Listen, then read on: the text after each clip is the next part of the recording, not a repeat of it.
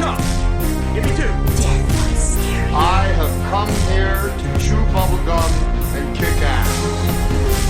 All I want. Yeah, the pounding ain't the pounds you can apply. And that is out of here, mister.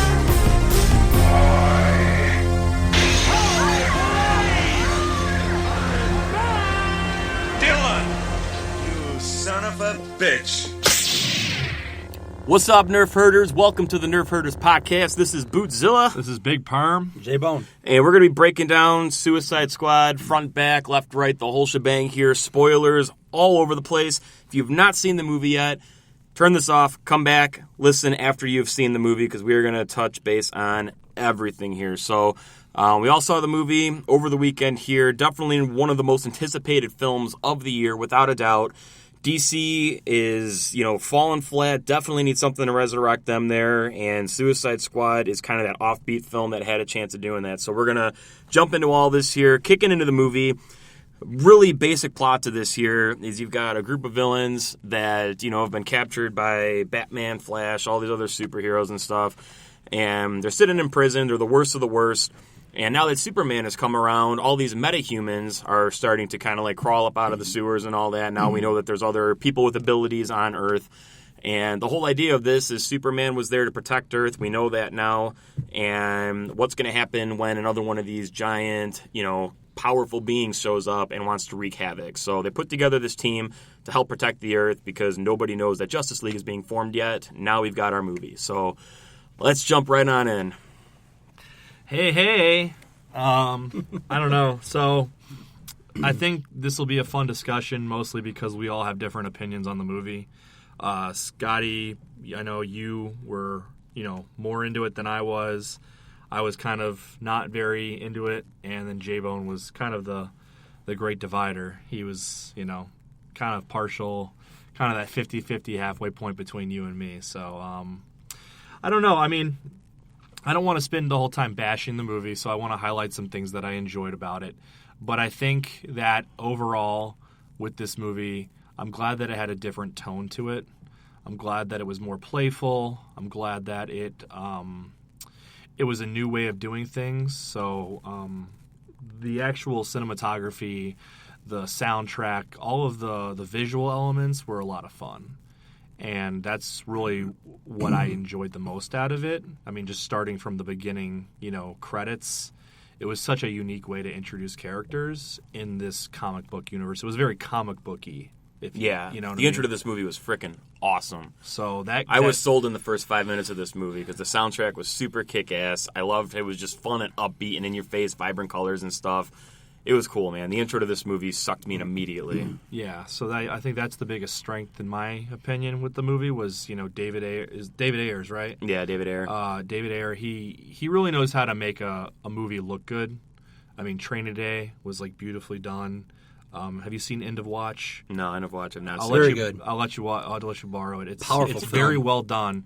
And David Ayer just knows how to. Yeah, it looks like it's shot with body cameras on a police officer or dashboard cameras, but it's all HD and shit. It's just a really intense, awesome movie. But David Ayer does a really good job with the camera work, and I think that translated over well to this movie. I thought a lot of the scenes were really well done. A lot of the stuff they used was just really cool, and there's a lot of stuff you haven't seen yet because everything's been so muddled down with Zack Snyder's CGI shit. So this movie definitely took it a step ahead with, some legitimate, shots, not just let's all make this on a computer screen, and some really great, practical elements. Yeah, well, let's touch on this plot a little bit, too, because I really liked how they brought everybody together to create the Suicide Squad. It seemed like a very, viable reason to bring these villains together and, put them out in the streets, basically, to defend Earth. I really like the whole idea of bringing everybody together. I like how they tied this into the end of Batman v Superman a little bit, and they're playing off the fact of Superman's been around. We know people are out there. Now people that we've got on Earth are starting to show up. We need to make sure we're protecting Earth. And they don't have an answer because they have no knowledge of a Justice League yet. You know what I mean? So this is very just, we have to have some plan of action. It's almost DC's calling to the Avengers in a sense. That's kind of where they went with this movie. We need something set up to protect us. And of course, since they're bad guys, if anything happens to them and they die, then whatever, win-win. So it was a very dark kind of idea to it, but very believable and something that I was behind. I love how they brought everybody together for this. I agree. I think it was, they did a good job on at least creating that call to action, that idea of why we need a Suicide Squad. And I think, at least with the introduction of the new characters, I thought it was very cool how they did it. It gave me a very Tarantino Rodriguez feel to that beginning part where they kind of showed those sequences of who these guys are. So that was a lot of fun for me. But I think the biggest issue I had with the plot or the mission was I felt that they should have made the villain of the film a little bit more realistic to the comics, as far as not make it such a massive epic, I guess, thing, if that makes sense. So the Suicide Squad primarily has been there to take care of terrorist groups and more of that human threat, not really a supernatural threat, something that's not alien to this world. I feel like if Suicide Squad went up against Superman, they would get fucked in the ass, just because none of them have legitimate superpowers. Diablo, yes, he's got some awesome, fire capabilities.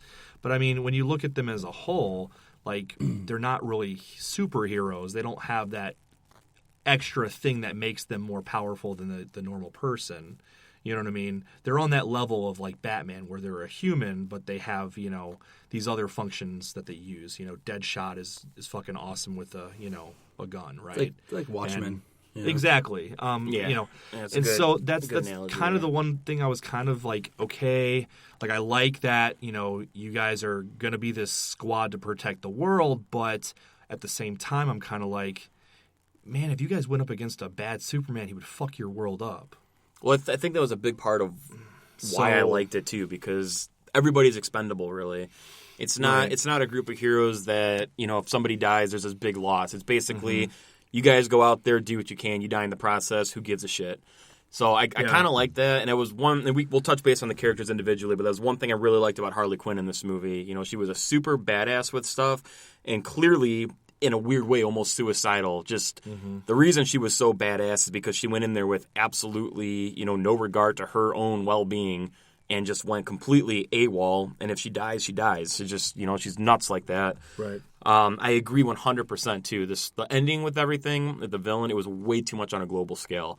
I wish this would have been a little bit more espionage, self-contained to some extent, where they had a little bit of control into it, because this begs the huge question: where is the Justice League in this movie? And that's I don't want to jump to that just yet, but that was a huge thing I wanted to bring up. I mean, if you want to start talking about that now, let's do it, man. Because you see the Flash earlier taking care of Boomerang robbing a bank, and then you're protecting a bank. Right. Where is it when all this hits the fan? Exactly. So, you had the Flash, great appearance. I love that. And I love that they put Batman in that sequence with Deadshot, and this is my favorite, Batman, probably my favorite Batman scene ever on film, because Batman, legit pulls out the cuffs to arrest him. That's the real Batman to me. He didn't just shoot him in the face. Yeah. See you later, battering bitch. Boom. He didn't just show up and be okay, I'm here to fuck you up. He came there to arrest him and take him to justice, and that's how the real Batman is.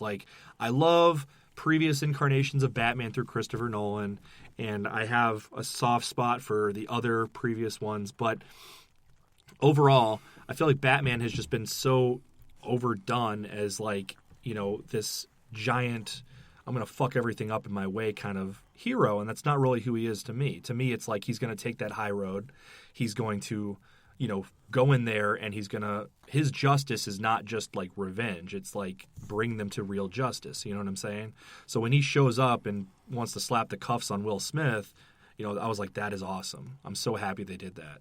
But then, you have the end of this movie, and this Enchantress and then her brother Incubus are fucking everything up, creating this doomsday device, which I was kind of okay, really? I don't think you need a machine to have the humans bow to you, because you are on like a level of like Doctor Strange power that you don't need like a machine to make people bow to you. Like you're powerful as fuck. Either way, she's creating this like giant wormhole in the sky almost, you know, with the smoke and crazy shit. And I'm thinking in my head the whole goddamn time, like, where's Batman? Like, does he only answer to the bat signal? You know what I mean? Like, what? Why is there where's no everybody? one? Why is no one Where's coming everybody right now? while this is going on? Like, Clearly, Justice League is in somewhat of a formation at this point here. Batman's around. The Flash, like I said, the Flash is saving a bank from Boomerang. Mm-hmm. You know what I mean? Like, you're going to protect the bank. This is clearly a global scale, end of the world threat. you know, and, You're nowhere to be seen to protect anything with this. You know, you had Batman show up for the Will Smith Deadshot sequence. You have Batman show up, you know, when the Joker and Harley Quinn were trying to get away. But where is he during this big global event that, I mean, clearly you can fucking see this anywhere in Gotham. How are you not here right now? Yeah. And it was happening long enough where it's like, okay, I get it. Maybe he was doing something else. But if he's not there by the end of this shit, then that's pretty bad that you guys missed this. Yeah, no, that was the one big problem with it being such a global scale thing is because you're opening up the doors to this shouldn't be just a Suicide Squad mission. Yeah, that was a huge miss there. As far as them building the machine, I totally understand why they went that route just because when they had that quick moment with Enchantress and Incubus, you know, they were basically like, oh, you know, they worship us. And it's like, no, not anymore. Now they worship these machines and stuff. So it was kind of almost just like a throw into the human's face in a sense. So I can get why they were running with that and stuff. I guess I wish they would have explained more what they were building. Like, you just have to assume that it's some kind of Armageddon machine to wipe everyone out. But you don't, like, get any idea of what it is. It just looks like a bunch of smoke and gadgets being created in thin air. Oh, yeah. You Well, know, this so the whole villain was time the you're just level kind of of- looking at it like, is this here for a reason, or is it just here to give me a visual during Well, this, like, the whole idea of this in-battle villain scene? is the same thing as Ronan to me in Guardians. It's just somebody who's there that's really about the Guardians. It's really about the Suicide Squad, but you need something there, you know? The whole thing with Ronan, that was a big deal, but, you know, the Guardians just happened to be there interrupted. It's the same thing with this. Suicide Squad didn't have any beef with these people. It was just, well, it's there and we got to go do our thing. So I'm okay with the weak villain thing for that regard, just because Ronan wasn't the best villain either, and it was just a matter of we need something for the Guardians to be opposed to. For sure. Because I would rather them have a weak villain and focus more on like the Suicide Squad characters than totally underdevelop what they were and try to build up a villain, I guess, you know? But let's talk about the characters like in general here, just kind of like going on the line here. We'll start off with Will Smith as Deadshot because he was really the main guy in this movie. He was the only character that really got fleshed out, and they really gave him a full backstory so you can kind of connect to this character to some level with his daughter and stuff. I thought Will Smith crushed it, man. I loved him in this movie. Oh, yeah. I agree. I mean, Will Smith... God, dude. I mean, I was just listening to you guys, dude. It's pretty much like the... I know we're talking about characters, but the Batman character. Just like the continuity error, like, where was he? It was totally apparent. Will Smith's character, man, yeah, without a doubt, my favorite. Like, hands down. Like, he totally...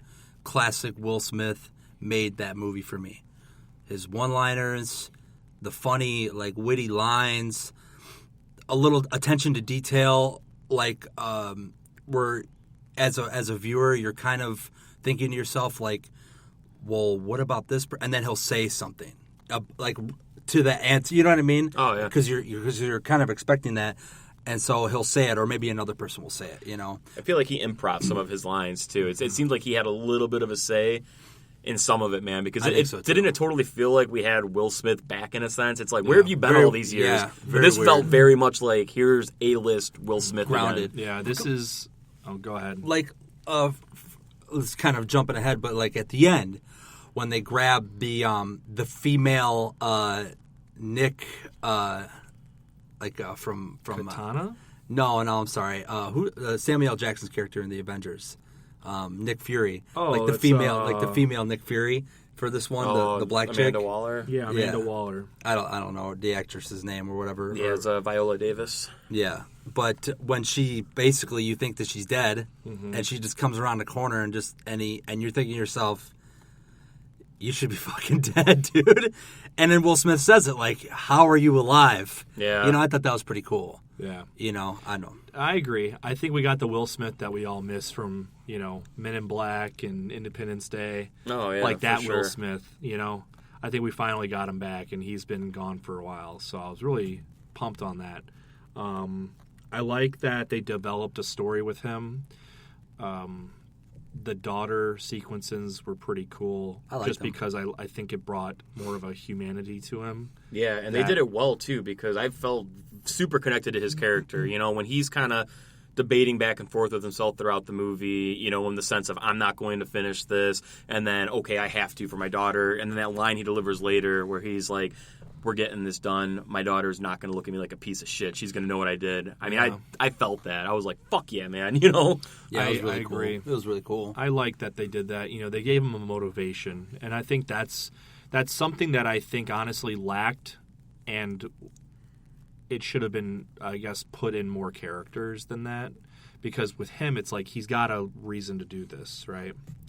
Everyone else, it was kind of like, okay, you get time off of your, you know, your sentence. But like Boomerang said, I have like 3 life sentences. What the fuck is that going to do? You know?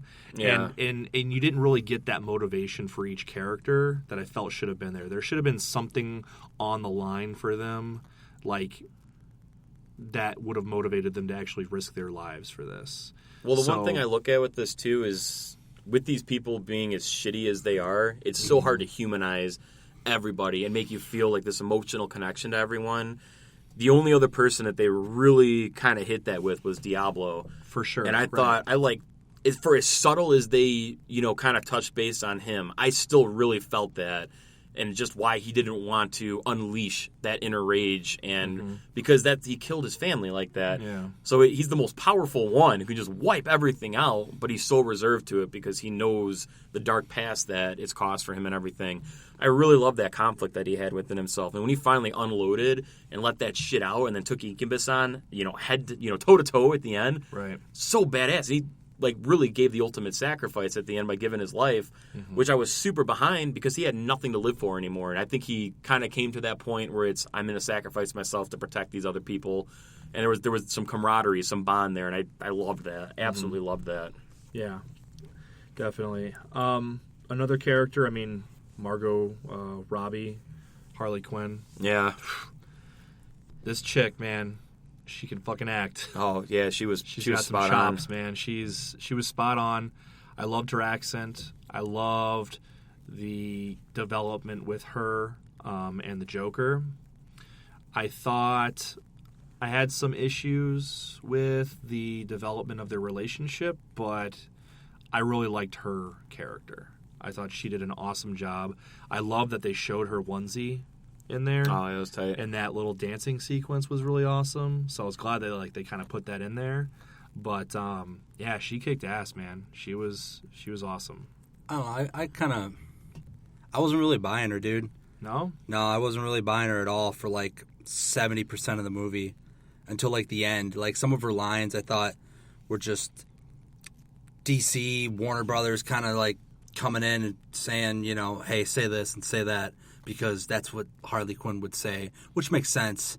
But I felt like it was kind of some of her lines were kind of forced, and just kind of weirdly like childish and amateur. It was just kind of weird, but in a weird way at the same time. Like it worked, you know, like it worked. It fit.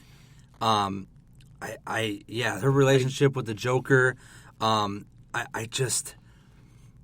don't want to talk about the Joker, but we're strictly her. I just felt like I just didn't have the connection. I just didn't feel like I just didn't have this like strong connection with her, man. Even when like Batman tried to save her, I thought like that was kind of cheesy. Like he totally just, you know, went in for a fucking. I know what he's trying to do. He's trying to save her because he's Batman. But even that just had like a little bit of a misconnection there, and she like tricked him and like, haha, you know, got you to kiss me, you know, type thing. I felt like that you could have rearranged that scene to be a little bit different to how Batman could have saved her or something. I don't know, man. Like, I didn't really like her performance. I did, but now that I'm looking back on it, like, and her outfit, the hair, the makeup, the baseball bat, like her mannerisms, it is very Harley Quinn. It really is. Like, it is really her down to a T. I just, I don't know. Maybe it's the actress. I don't know. I'm just like cherry picking shit.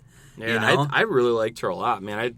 I thought for Harley Quinn, you got to have a good blend of sexy psycho, and Margot Robbie is, she's got the looks, man. And when she was cast, I was like, she's going to be perfect for this because she's a bombshell, and that's who you need in that role. And I was like, well, let's see if she can bring the crazy. And there was some stuff, man, that was almost somewhat disturbing when she's kind of like trying to whore herself out to the cop in the beginning when she's in the cage. Just dark stuff like that, and a lot of her one-liners and everything. And like, again, how I was saying, no disregard for her body at all. Just straight up, I'm out here doing my thing with a baseball bat and a gun. And if I die, I die. But I'm just going to throw myself around as if I have no regard for what's going to be happening or a consequence to it. I really dug her. Between her, Deadshot, and Diablo, by far were the three that I, really kind of gravitated to here. Another character that I really enjoyed, too, was Rick Flag. I thought Rick Flag was really cool in this. Totally had everybody in his pocket the whole movie, and was really a good authority figure. Definitely. I liked his character, and I wish that... And here's the thing, is it's like, they're tasked to do such a difficult thing, which is introduce 6 to 7 new characters into a universe and make you feel for them. And I wish that there was more done to make me feel for his relationship to the Enchantress, because I just didn't feel it. And I loved his character, but I just didn't feel like his pain when like he had to, they had to make that sacrifice to kill her. You know what I mean? No, I agree. It was kind of just, get it over with, just knock the bitch out. like you guys have this emotional love connection, and like I don't feel a goddamn thing right now. But he was awesome. I thought he was good. I liked, that he was kind of, while Amanda Waller, right? Yeah. Amanda Waller, was kind of like the head honcho. He was like kind of the real deal in charge. Yeah, and definitely. He did good on keeping them on task and keeping himself as like that authority kind of figure. Like, you step out of line, I'm going to fuck you up kind of thing. So I liked what he brought to the mix for sure. Yeah, I thought he was okay. I mean, there was like the love interest. I was like, well, not really buying it. Yeah. I just thought that was kind of stupid, and I get it. Okay. As far as him kind of like in battle, because he's like this hardened test military figure, I felt he kind of had them like wrapped around his finger for pretty much the most part. And even at the end, when they're all sitting at the bar and he's just like, hey, look, like, I fucked up, we're done, like, this is the end, type thing. Might as well just, whatever, it is what it is at this point. And they all kind of, do their little rally at the end, and then they finally do the final battle, the boss battle. But I thought it was decent. Like, I don't know, maybe like his character didn't really have a whole lot of I think some of his acting stuff though was kind of like blah. Like, some of his lines were kind of not very like compelling or very like, oh man, dude, like, do not fuck with this guy. Some of them were, when he's like, you see this, I'm gonna press this, and blah blah blah, and it blow up your head, because we injected you with this fucking thing in your neck, and you try to run or whatever, you try to hurt one of us, you're done, and Harley, says like, oh man, that's a killer app, See, some of the I get it, like, some of those lines that she said were cool, Yeah. but at the same time, I felt like they were like weird and childish. It was weird a weird, like, I get it. Like, she's a psychiatric nurse who went super crazy, and she's got this sexy thing going on, and she knows it. She's trying to get back to the Joker. But at the same time, like, this movie has like this serious tone, but then they're playing like they played a song from fucking Guardians, dude. They took the same song from Guardians, they put it in there. I was like, there are a billion, cajillion songs out there in this world that would totally fit the criteria of this film, and you happen to choose the same one as your competitor. Like, whoever thought of that should totally get fired. Yeah, Like, that was one of the dumbest. That was the I dumbest thing in turned this to you. movie I was to like, me. "Oh, hey, taking tips off Guardian soundtrack." Yeah, like, he's using a Spirit of the fucking- Sky. I couldn't yeah, believe it, dude. Spirit of the Sky. Thank Yeah. you. Could not believe that they and did I think, that. I mean, I think you make a good point. Like, I think as much as I laughed quite a bit during this movie, but I think a lot of these one-liners really fell flat. I think it was a timing issue, and I think it was just a delivery issue. I don't think the dialogue had That's good. really Timing a and delivery is problem pretty much because Guardians had just as much childish shit in it, but it was timed well and it was delivered well. Well, Yeah. and the tone too, though, because Guardians had a very consistent tone. Right. This Suicide Squad, they really kind of bounced that tone. So it's like you got settled in a little bit, and then something kind of pulled you to the left, and then something pulled you to the right, and then they're trying to drop a quirky one-liner. So, stuff is bouncing around a little bit there. for sure. We got Boomerang, who is played by Jai Courtney. I really liked Boomerang. I liked him. I like thought Jai the Courtney. character was cool, but he didn't do shit, man. Yeah. I was That's what I'm expecting saying, him to do some badass boomerang throws every time he tried to do something, man. It just like fucking fell flat. Yeah. I like Jai Courtney. I like him a lot, actually, as an actor, and I liked his character. I mean, I thought his attitude and his lines were good as far as like who he was, but I think he was totally underutilized in the film. He Because needed a this badass is my action like moment, biggest bad. issue with this film is it's like you're taking the Yeah, Suicide he did. Squad and you're making this like morphed Suicide Squad between like previous Suicide Squads. So like whatever the 90s Suicide Squad versus the new 52 Suicide Squad. You're like morphing this together to make it like a modern Suicide Squad, which is fine. But then you're going to take all these characters and you're going to literally just have them there and have them do nothing. Like Slipknot.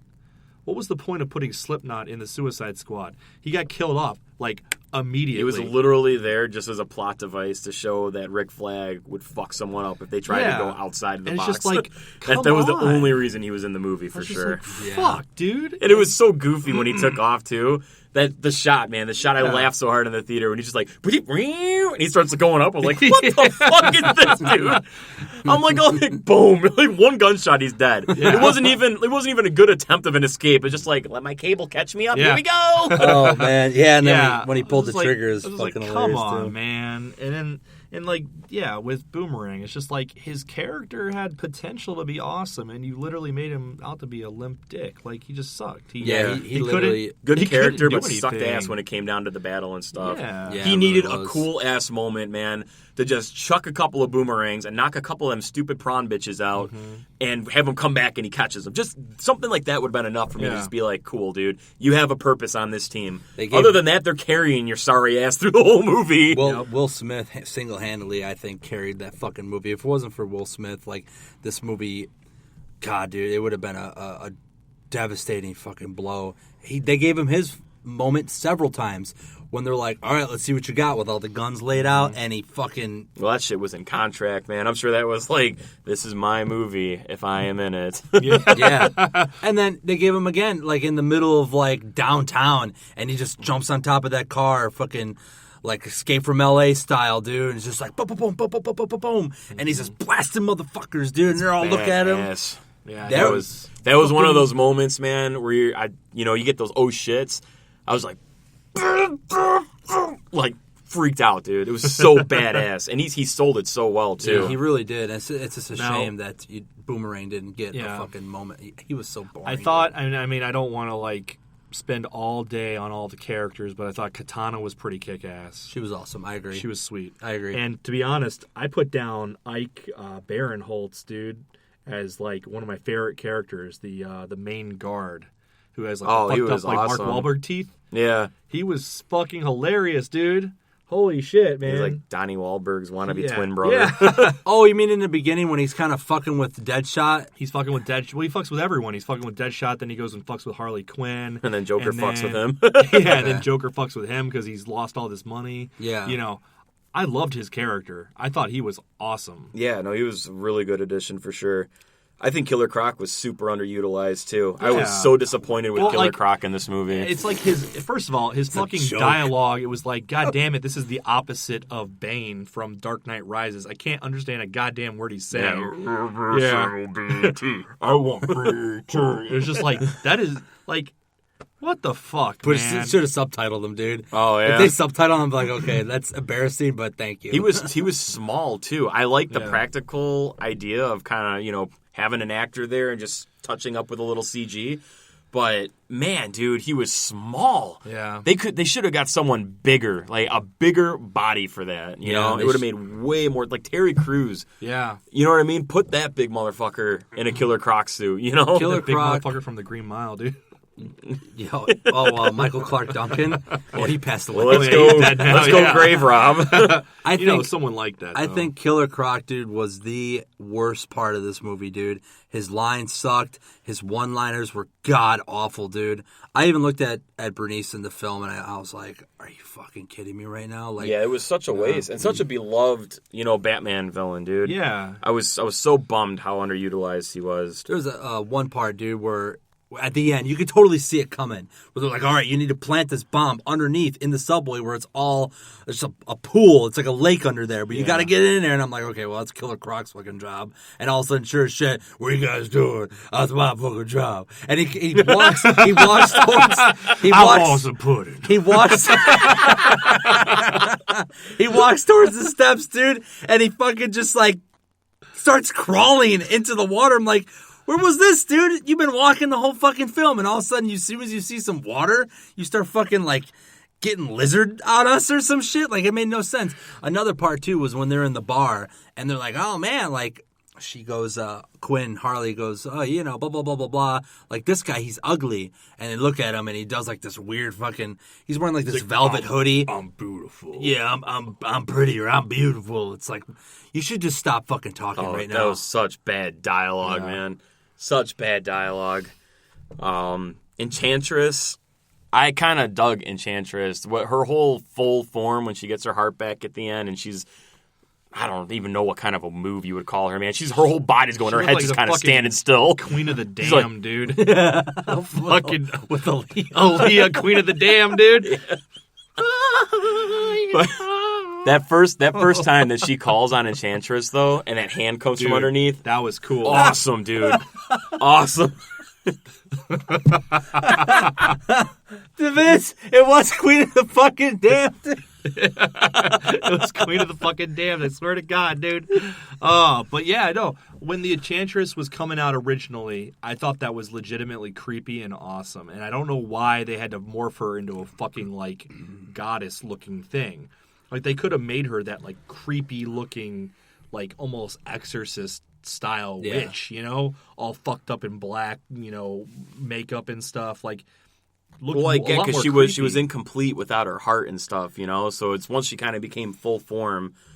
But she was just less intimidating though. When she came super full less form. intimidating for the It was look. just like, but oh my God! And then her brother turns into the fucking villain from Thor 1. Yeah, basically. It was like this ancient Egyptian style version of Thor 1.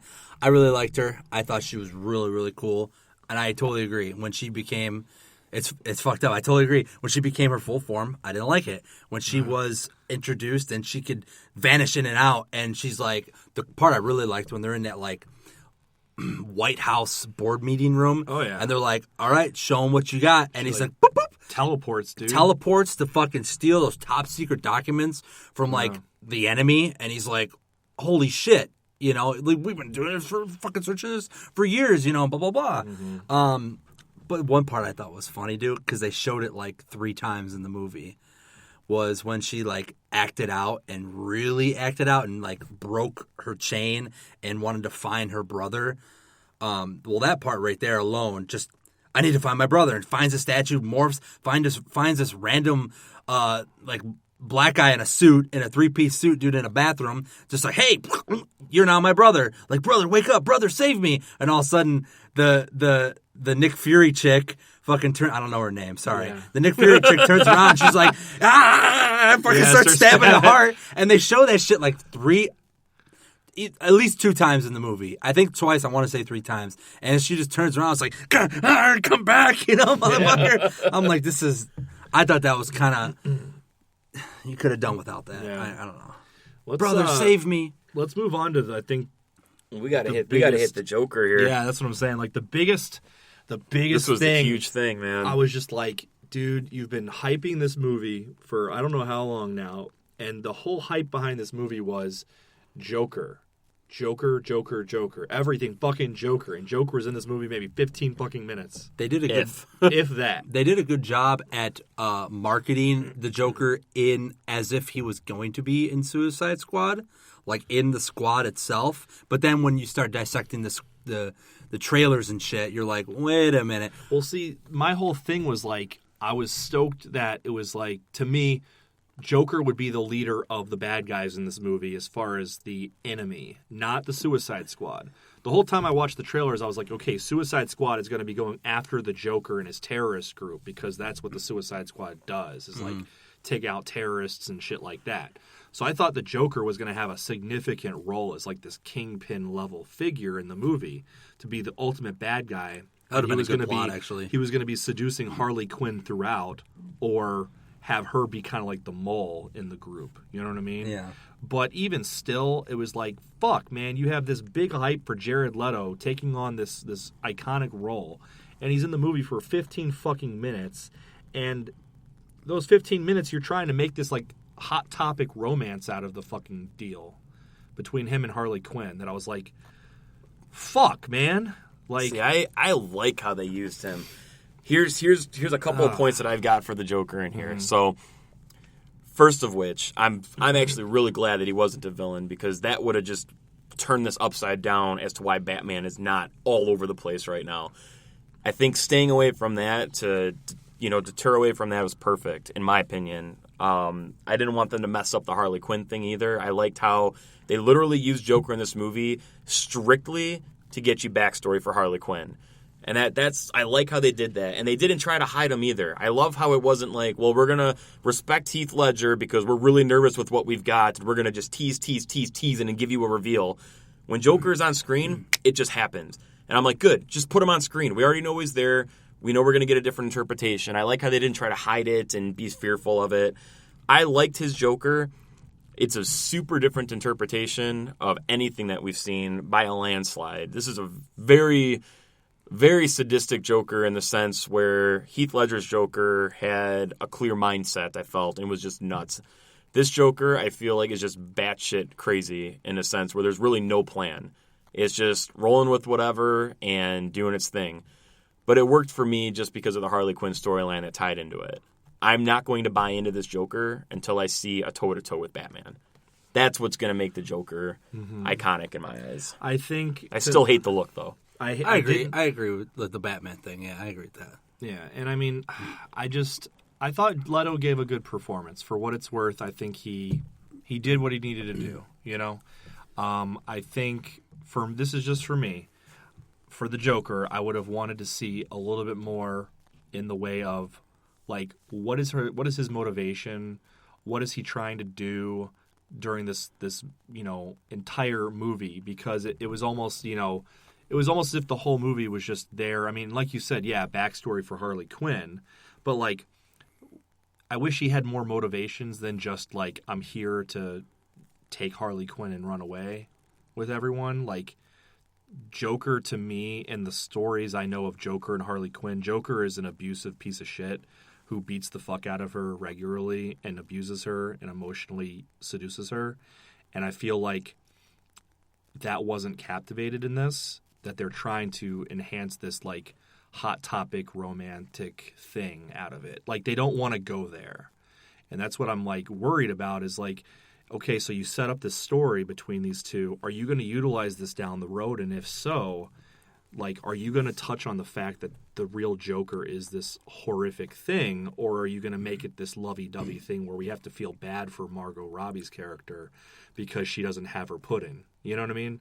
Like, that was my biggest thing, was like, when she lost the Joker, she thought she did when his plane crashed. I was like, what the fuck? Like, you're trying to make me feel bad for her. When in fact, like, this should be a liberating thing that she... I mean, he basically tortures her at the beginning of the movie when he's, like, shocking the fuck out of her. Oh, yeah. You know, that's what I'm saying. They touched on that and stuff. when you go back, but, like, when you go deeper into, like, the backstory of these characters, like, he is an abusive person, like, extremely abusive of her and totally manipulates her in every way.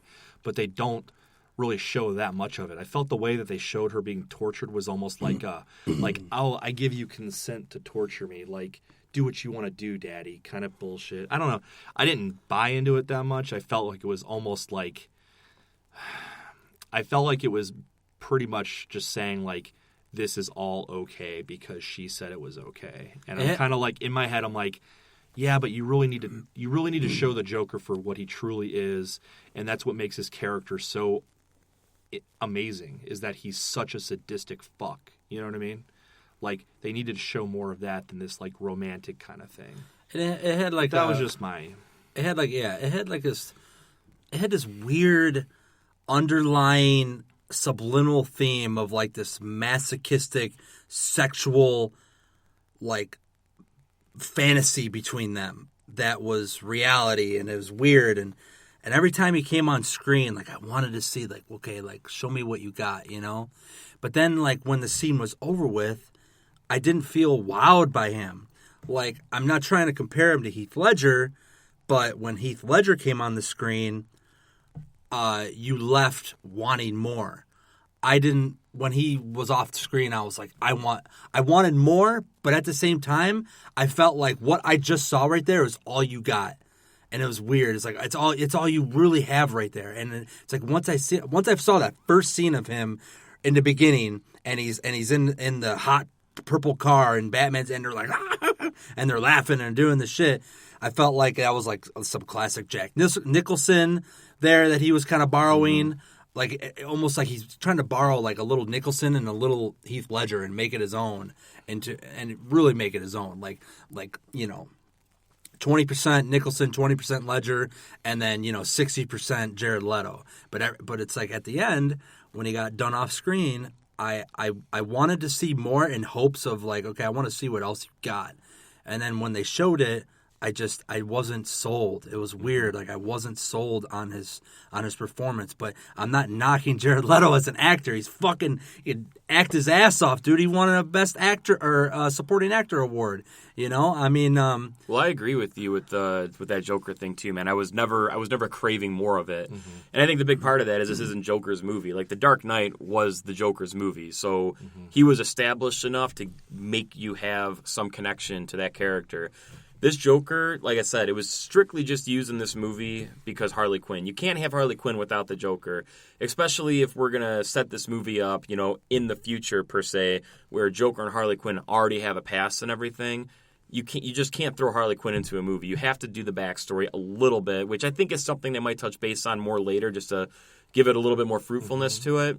But that's why I'm saying, man, this Joker was in this movie, did his role, was out. We need to see this Joker toe-to-toe in that solo Batman film to really see what can be brought to the table. And I agree. I'm not, like, trying to, like, say, I was totally put off. Like, my opinion is my opinion. But, like, I feel like we really need to see a true, legit Joker. And I think that would come with the Batman movie Affleck does. Yeah, that's what we need to see. I think we need to see that because I think we need to see his motivations. I think we need to see this side of the story as to how he turned into the Joker. You know what I mean? Because this is a completely new beast we're dealing with. They keep changing the Joker's origin every time. So it's like, I want to see what his origin is. He's a new Joker. You know what I mean? He's more of a flashy millennial Joker. I drive a fucking Ferrari and I got, tattoos. So it's like, I want to see what his origin is. I want to see his relationship with Harley Quinn develop more. But I want to see, like, a legitimate, like, fear of him as a character and his influence on her. You know what I mean? My preference would be for them to have that relationship, but I would like to see almost as if like the audience can understand like how sadistic he is to truly bring out that full Joker. I don't think they did it with this one. Like you said, though, it was like this was Suicide Squad movie. It's called Suicide Squad. It's not called Joker, But what pisses me off, but it's also what they did very well because their marketing team did it excellent, was that remember when they were filming this film, they're like, all right, well, this is what Jared Leto's Joker looks like. And they throw up that picture to kind of see what people would say. And they got damaged across. You freaked out. Everyone was just like, what the fuck is this? But they still held to their guns. And you think like, oh, man, like now you really want to see what Jared Leto can do. And then they show the San Diego Comic-Con thing. And it was all behind doors. And you hear this like laugh. You're like, oh fuck! And then Jared Leto at concert when he's 30 Seconds to Mars, and he does it there, like I'm gonna make you really, really type thing. It's kind of like this weird, like, oh man, you're gonna see a lot of the Joker, and you don't. You know, it was like really undelivered on that portion, but at the same time, I felt like a lot of the aspects of the movie sucked. The boomerang, some of the character development, some of the plot. Like I said, Will Smith carried that movie to me. If it wasn't for him, that movie would be a shit show. And then obviously Harley Quinn. I thought she was good. I know I was kind of about her, but I thought she was a good yin and yang to Will Smith. But and then you sprinkle in this like Joker, and you're like, oh, here it is. You're like, I kind of want more, but I feel like that's all you have right now. Like I feel like that's all you can. But again, really I'm okay with that just because this isn't a Joker movie. Like it's just literally Joker has to be in it. You know what I mean? Like if we would have had the solo Batman film before this, and let's say Joker was the main antagonist, and they really built the Joker up, then I feel all these little scenes would have had much more impact because we're familiar with that character. This was just a Joker thrown into the movie to help Harley Quinn's story a little bit. And the one scene that I liked in here, and that really kind of showed like the Joker's psychoticness. There's a couple spots where they kind of tried doing it with the little interrogation thing, and when he's like, electroshocking Harley and stuff, which I really hated the way that bullshit was filmed, man. Like the choppy, just like, oh, we're gonna have this one scene and we're gonna like edit to the next one. It's like a quick cut, and now like it's zoomed in. And it's just like I didn't like how they shot that shit. But the scene when him and Harley are standing, and Harley has that flashback when she's in the stairwell, and they show that whole scene where he's basically just like, would you die for me? Would you live for me? Yeah. It's real sadistic shit. And then she basically is just like, fuck it, I'm going to freelance this, and whatever happens, happens. And it's this real sadistic, kind of a sexual tension type thing, man, where she just drops, falls down. And Joker has this, and I really like this. I really like that kind of that inner struggle for Joker almost, where he's just like, fuck. And then he just jumps over, you know what I mean, to go get her. And I was like, I really kind of dug that. I loved how they did that scene. That was kind of original Batman shit, jumping into the Ace Chemical stuff. It's kind of like the Jack Nicholson thing. Yeah. You can see some of the tie-ins from like some comic book shit. And I think, and honestly, like I think that is also something that they really struggled with because, you look at like the original Joker and Harley Quinn relationship, and it was actually like a love relationship. It wasn't like this weird thing. And then as you get more into like the animated series and shit, like that's when you start seeing this Joker that's more like he beats the fuck out of her and he's abusive. So I think they were on that line of like, where do we go? Should we have a Joker who's truly in love with Harley Quinn, or should we have a Joker who like just wants to use Harley Quinn? Well, I feel like they established it to where that happened. Like, there was that whole psychotic thing of Joker being this abusive. I mean, because he crashes the car and just leaves her. Right. You know what I mean? Right. So I think they established that this was kind of a past they had. Yeah. And that's why I like that scene so much, because you can tell there's this moment where she's kind of like, I would die for you. I don't give a shit, and goes. And he has that internal conflict, which kind of carries through the rest of the movie, where his mission is just to get Harley back. Yeah. So if they end up going with that solo Harley Quinn film like they're talking about possibly doing, I think that's when we're going to kind of flash back a little bit, because she's Suicide Squad at this point. So I think we'll get some more of that built in. Yeah. But I think for what they had for restraints and stuff, they just tried to just nip it in the ass real quick. Like, hey, we know this happened. Here you go. And I think that's why we have, at least my problem with this film is it's like, all I've wanted for the past like few years is a legitimate Batman movie. And like legitimate stuff. And it's like I've been deprived. And now you're giving me a little taste of what I want and taking it fucking away in 15 minutes. And I'm like, like you said, like it would have made more sense to have a standalone Batman film with Joker already established, Harley Quinn already established, and then come into this movie and you can understand that their backstory, what that meant. Oh yeah, yeah, that would have helped this Joker. That would have helped all of this movie. The Joker would have turned face a lot faster, if you will. So, he would have, dude. Yeah, it's true, man. So, I think you make a lot of really good points, and I agree with a lot of stuff you say. But I mean, at the end of the day, I feel like this film, for me, kind of fell flat. I think there was a lot of missed opportunities with characters, and, I just want to see a good Batman movie already, and I'm just like, I want it now, and I'm tired of like waiting. Well, let's talk about Batman real quick, or Bruce Wayne, if you will. This post-credit or mid-credit scene, to me, was the biggest crock of Was that stupid the only one? bullshit. It was. Yeah, nothing at the very end. Okay. That scene was so stupid. 2 reasons. Number one, there's no surprise to that scene at all. Right. Bruce Wayne is sitting there telling Amanda Waller, I'm putting together this team. Guess what? We know that shit because we already saw Batman v Superman. Yeah. So there's no surprise there. He's like, yeah, look at this. Here's the Flash and here's Aquaman as an Enchantress as they're flipping through these pages. We already know, man. You've already seen the files for these people. You tell Wonder Woman at the end you're going to go make a Right. team. We already know see the this trailer. shit. The Where's trailer the came surprise? out. Like the Justice League trailer has already come out officially. The only showing way all that this. would have been cool, and this probably would have been a way better way to do it, man. You end Batman v Superman with Superman dying. You don't show the fucking grave rumbling around. You don't show no rubble. You end the movie, dude. It's a bleak ending. The grave And then you have rumbling. Bruce Wayne show up at the end of Suicide Squad who says, hey, I'm putting together this team. Yeah. You don't show any of the metahuman shit. You don't show Flash. You don't show Aquaman. You don't show any of that shit in Batman v Superman. Superman dies. You end the movie. You go into this movie, and then there's the surprise at the end. We'd have no idea about Justice League or any of this shit. You keep it all under wraps. And then Bruce Wayne shows up with Amanda Waller. It's like, hey, I saw what you did to protect the city and stuff. I couldn't be here because I was doing some other shit. You know what I mean? And it's like, I'm putting together a team. And then you show the shit, dude. Like, that would have made it a way more surprising reveal. Yeah. At this point, it was just, fucking A, Ben Affleck's in the movie. That's cool. I guess it just ties the DC universe together. Stupid I thought, mid-credit scene. I even it thought did too make that sense. his Batman was like his face was kind of bloated. That wasn't was- Ben Affleck in the bad suit. It wasn't No, dude. That was because totally a double. because it did not. Because as look soon as right. I looked feel at him, like I it. was like, yeah, that ain't no Ben Affleck chin, dude. No, you need that. Yeah, he's got that established chin, man. That ain't Okay, no- yeah. because Yeah, it was his some face, other guy. his face was definitely pounding a lot of fucking fries and cheeseburgers, dude. Yeah, dude, he had the, That's he had why he that wasn't GS cut, fucking in the dude. final boss battle, dude. He was at McDonald's Yeah. popping in Big Macs, dude. Alfred was getting him some Wendy's, but Alfred. I even thought some of the Batman stuff, dude, was man. I was like, this sucks too. Like, it's okay. Batman's in the movie. Let's punch fucking Deadshot a little bit, and you know, I mean, I like the thing with the daughter and stuff. I thought that was really cool, but it was almost you didn't really need Batman. It was weird. I mean, you did like, well, how did you catch him? You know, and then they show it. It's like, okay, well, whatever. But damn, even some of the fights, dude, when they showed that, it was when they showed him taking Will Smith down, too close up, man.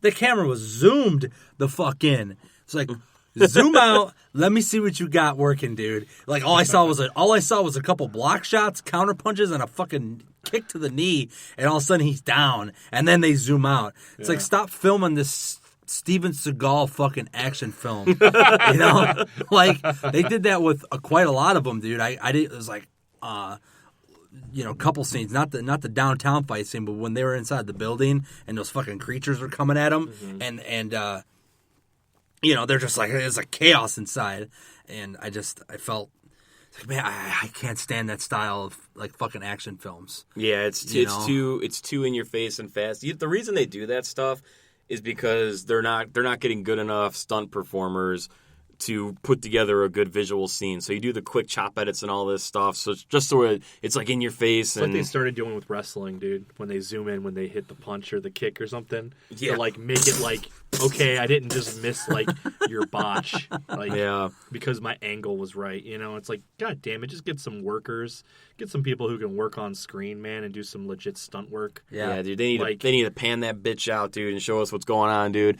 That's why Mad Max, dude. That's what I'm saying. That's dude. why that movie was so. I watched it before I came over here, man. Did you really? Yeah, dude. I can't get enough of it, That's what I'm dude, saying, because like- you see everything. Yeah, and if these, I want to movies- see the hard work they put into that movie. Show it to me. Mad Max, Tony Jaa, the Bourne movies, the Bourne movies. I just finished Ultimatum yesterday too. John Did you like Wick. it? Yeah. Yeah, it's John Wick John again. Wick, dude. Thank you. Or even like every Tarantino film that has a fight sequence, Yeah. like Kill Bill.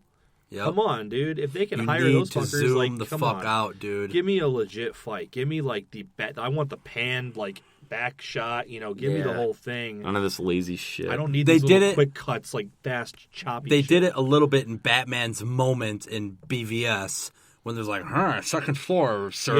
Yeah. That was fucking cool because they actually showed it. Even in Nolan's film, man, a little bit with the Bane fight scene where Bane beats him in the beginning and when Batman wins at the end. They zoomed out because it was actually fighting, but it was so dude, that stiff. hand-to-hand combat. Yeah, but it was so cool, though. I loved it. It was stiff. Yeah. His suit was so stiff. You could tell, like, it was like, man, really? Like, any experienced fighter would probably take your ass out, dude, because your suit is so stiff. But this one here, this Ben Affleck version is a lot more athletic. But yeah, it's way more comic booky, versatile type of a suit for sure. But yeah, I couldn't stand some of those fight scenes, dude, in Suicide Squad. Oh, it drove me fucking insane. And I agree. Some of it was a bit much with the choppiness. That's why the Will Smith scene, man, when he jumped up on the cars and it was just basically, fuck this, I'm going in, and he just so cool. Yeah. And it's when you have these CGI creatures running around and stuff, it should be so much easier to show us what's going on because you're not worrying about two live actors. You can have a decent zoomed out shot of Harley Quinn swinging the bat a couple of times and put the CGI monster to form fit into what the actor is doing. But it's laziness, man. To me, it's just laziness. It shouldn't be laziness at a flagship movie like this was. Yeah. And how it was pumped up to be. This was supposed to be like it's basically their Guardians or DC's version of Guardians, but it didn't succeed. Even Guardians, dude, had, like you said, better delivery, better timing, action scenes. You can actually see the fucking action scenes. Well, that's something Marvel has always perfected. I mean, even look at the most recent Captain America Civil War when it was brilliant. Bucky and Cap versus Iron Man. That sequence was like way back, dude. You could see everything. Thank you. And they're just beating the shit out of him. I back could and see forth. everything. It Thank was you. so Yeah. nice. You could see it all. You could see it clearly, all, dude. Clearly, even with this, man, Marvel is definitely still owning everything right now. But just on the DC Universe side, I know we're very, very split as far as how we feel with this. Is this the best of the DC Universe thus far? Is this launching them into a better position moving forward? I think this is the best DC movie I've seen as far as this DC universe goes. Damn, because I So already if know what your if score is, dude. If you're detaching this from the Nolan films, if you're detaching this from anything prior, if you're starting with Man of Steel, that's the beginning of the new DC universe moving forward. This is the best movie. All right, J-Bone. For me. Shit, man, I don't know. They're all kind of like mediocre balanced right now for me. I feel since it's so fresh in my mind, and Man of Steel's done with BVS. The only thing I liked about that was Ben Affleck, and you get to see him at the end, and then you got this new Joker. God dang, dude. I'd say it's probably the best one, but that's not being very positive about it though. You're saying I didn't like. I mean, just because I have a lot of like little things that I'm picking that I didn't like doesn't mean I didn't get entertained. I was entertained. I laughed. I was on the edge of my seat. I had parts of that movie did hit me emotionally. So in that respect, yes, it was the best fucking movie that DC's put out. And, when it comes to the Batman versus Superman extended bullshit, like, I don't count that as real. If it didn't make its way to the theater, it's not legit. If you couldn't make that movie good in the theater, then you can't make it good on the DVD release. So Suicide Squad, best thing they've done. Yeah, it's my favorite of the three. I really enjoyed the movie. I actually really enjoyed it. There's definitely things that could have been fleshed out a little better. The villain thing could have been a little bit better. Certain things with the tone could have meshed a little more. But I think what they set up for these characters, I really enjoyed. Maybe if you took these characters and just put them maybe in a better plot, then it would have been fantastic. But I was entertained. I like the characters. I'm excited to see where this goes. And we'll see what happens with that. But that's going to wrap up everything. Hold on. Best character, worst character. Of the movie? Yeah. Worst character by far was Slipknot, just because he got even there. he got fuck, totally, yeah. he totally got dicked out of everything in this movie. Okay, besides fuck him then. Killer Croc, man. Okay, thank you. Yeah. Killer Croc was Killer Croc, and then I think Will Smith's Deadshot. Yeah, that shot was killer. He stole the show. Okay, we can all that agree shot on was that. killer. But make sure you guys check us out on Facebook.com/NerfHerdersPodcast, YouTube.com/NerfHerdersPodcast. Check us out on iTunes. That's going to do it, guys. We will see you all next week. Again, this is Bootzilla. This is Big Perm. J-Bone. Thank you all again for tuning in to the Nerf Herders Podcast. We will talk with you soon.